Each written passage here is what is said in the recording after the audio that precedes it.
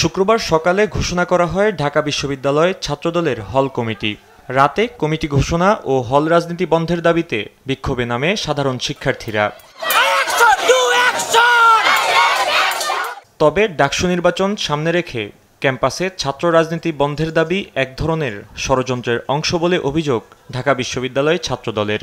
বাংলাদেশকে ঘিরে যে ধরনের রাজনৈতিক ষড়যন্ত্র চালু হয়েছে, এটি একটি ষড়যন্ত্রের অংশ।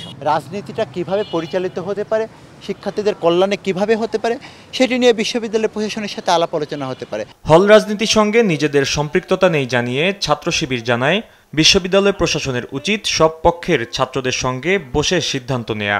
বিশ্ববিদ্যালয় প্রশাসনের এখন দ্রুততম সময়ের মধ্যে যেটা উচিত সেটা হচ্ছে প্রত্যেক স্টেক হোল্ডারের সাথে বসে একটা কনসেনসাসের ভিতরে মাধ্যমে সবার ঐক্যমতের ভিত্তিতে একটা লিখিত ফরম্যাটে নিয়ে আসা, যে ফরম্যাটে যে রাজনীতি করতে চাইবে না তারও যেমন অধিকার হরণ হবে না, যে রাজনীতি করতে চাইবে তারও কোনো ধরনের সাংবিধানিক অধিকার হরণ হবে না। বাম সংগঠনগুলোর দাবি, সব সংগঠনের বিশ্ববিদ্যালয়ের কমিটি প্রকাশ করতে হবে।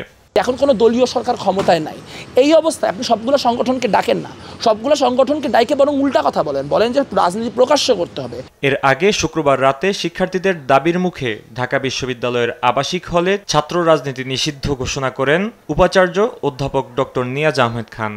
যে রাজনীতি অনরুমের জন্ম দেয়, যে রাজনীতি নিপীড়ন করে, এটা আমরা কেউ চাই না। ফাহিম ইউসুফ, দেশ টিভি, ঢাকা। তোমার এবং আমার মধ্যে কোনো পার্থক্য